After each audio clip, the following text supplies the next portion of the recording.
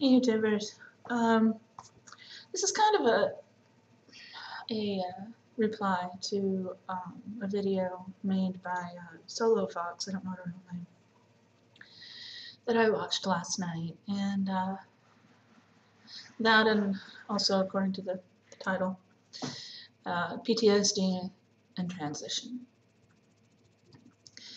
In the video, she had said something about she didn't understand how someone could be appearing very feminine, long hair, makeup, clothes, to be a female, and all of that, and then suddenly, hey, I'm transgendered, and I'm gonna become a boy, and I kind of have I don't really fit that exactly, but I have in the past. Let me put it that way.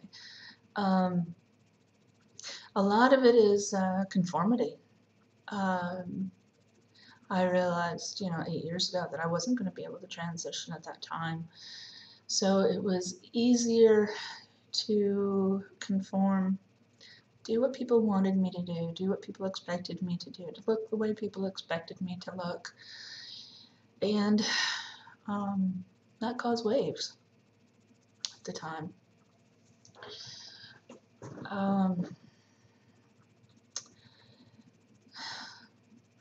I have, kids and, my family. At the time, I really didn't have that many friends because of the PTSD explanation to follow. But I think that has a lot to do with it. And finally, you just get to this point in your life where you can't fake it anymore. Make it, fake it, doesn't work. I played Second Life online, and there I had a male avatar. So I figured, well, this is my way of dealing with that part of my life, is to be a male online. And for a little while, it was enough. I mean, it was pretty much all I did. I pretty much lived in the game. I didn't live in real life, and it's a very sad way to be. On the outward appearances, I always did, had the long nails and never had long hair, because it just bothered me and it looks terrible on me. But so I think some of it is just trying to conform, trying to fit in a place that you don't belong, make life easier on everybody else around me. That's what I did. So that may be an explanation for that. I'm going to add a link to the Butch Void down there. Maybe that'll help. I don't know. I hope my explanation was good enough. If not, ask me. I have no problems with that. Actually, I'd like for people to ask. Okay, PTSD and transition. I think it plays a huge role in my life. I was just recently diagnosed with PTSD. For years, I went to the VA and I told them, my symptoms and that, and they were like, well, you can't have PTSD, you're a woman. Thanks. Man, were they wrong. Women can have PTSD, anybody can. Basically, it develops from having a traumatic experience, something happened to you, or you've seen something, and you never get help for it. Many people can have a traumatic event, say, like the kids in the shootings, or bombings, or wartime, whatever. And if they have therapy in that, and they have a way of working through their feelings, and their fears, and their anxiety, they don't develop PTSD. The reason why PTSD is so rampant in the military is because, they just suck it up, soldier. There's no crying in the military. There's no weakness in the military. You can't. You can't. And I know a lot of people who have, it's called MST, military sexual trauma. A lot of times the rapists are in their chain of command. They can't come out and, accuse this officer of this crime when they're an enlisted person, so they can't report it, therefore they can't get therapy for it. So your brain kind of gets this disconnect. It's kind of like a scratched DVD, and there's this loop, and all these memories and these thoughts keep trying to load and trying to connect with this other part of your brain, but there's that disconnect because there wasn't the ability to put them together to work through that.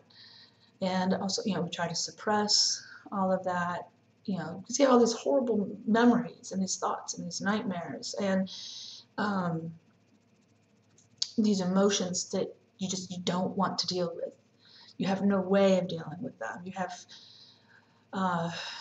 so you try to suppress them, push them down, push them down, push them down, push them down. But it's like a rubber ball trying to push it down in the water. The harder you push down to get rid of it, the quicker and faster it pops back up. So it's this endless loop. And for a lot of people, it's called hyper-awareness, basically. You feel like when someone without PTSD, when you're in a dangerous situation, and you know you're in a dangerous situation, your heart rate goes up, your adrenaline starts pumping, you're constantly looking around, constantly aware of all your surroundings. You know you're in danger, so that your fight or flight instinct is there, very strong. And once that situation, once you know you're safe, they all go away. Someone with PTSD, again, there's that mental disconnect. We're always hyper-aware. We are always on guard. Even when I'm sitting at home and I'm alone, I feel like I have to hurry. Hurry, hurry, hurry. I'm always in a hurry. I have nothing to do. I have nowhere to go. But I have to hurry up and do it. That's part of the PTSD. Getting better. I mean, I'm working on it. But so there's always that hyper-awareness. So when you have this constant adrenaline flow going, it has nowhere to go. So all that adrenaline then gets dumped into your stomach, and that can cause, eating digestive issues and things like that. Like for me, it's like I'm never hungry because I have all this adrenaline being dumped into my stomach. So I have to remember to eat. I forget. I have to remember to eat. Therefore, I gain more weight. The less I eat, the more I gain. So I'm working on it. Another thing, well, PTSD is an anxiety disorder. It's what it's labeled in the DSCM, I think it's called, the book of all the mental disorders. So it's under an anxiety disorder. So there's panic attacks and high anxiety associated with PTSD, of course. And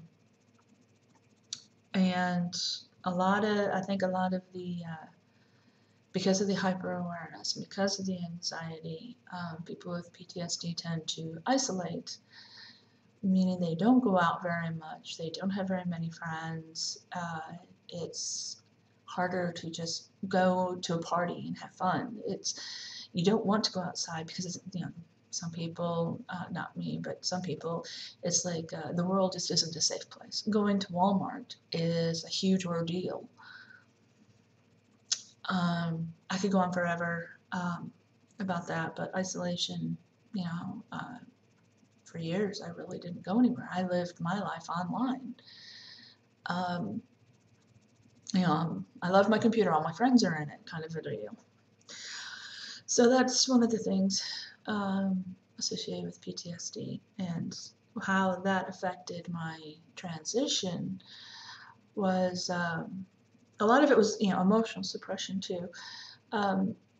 You have all these feelings that you don't want to deal with, so you try to suppress the bad stuff, but in suppressing the bad stuff you also end up suppressing the good stuff. And so I didn't think about it. I didn't deal with it. I just put it out of my mind for a while. And this video is getting long, so I want to I think I've got everything pretty much that was on the list. So yeah, according, to deal with, PTSD and trans is how I survived the last 8 years trying to pretend like I was a woman. I, online, I had, in my game Second Life, I played male avatars, and because I was isolated so much, I kind of lived in that world where I could be male and just kind of ignored my real life, and I don't want to do that anymore. I think that's pretty much it. I want to make another video on my life, pretty much where I am now and where I want to go in the future, but I had to get out the PTSD stuff first so it would make more sense. So check out TheSLOfox's video. Down there? I don't know, somewhere down here. Just some interesting things to say, and I thought maybe this would help. Right.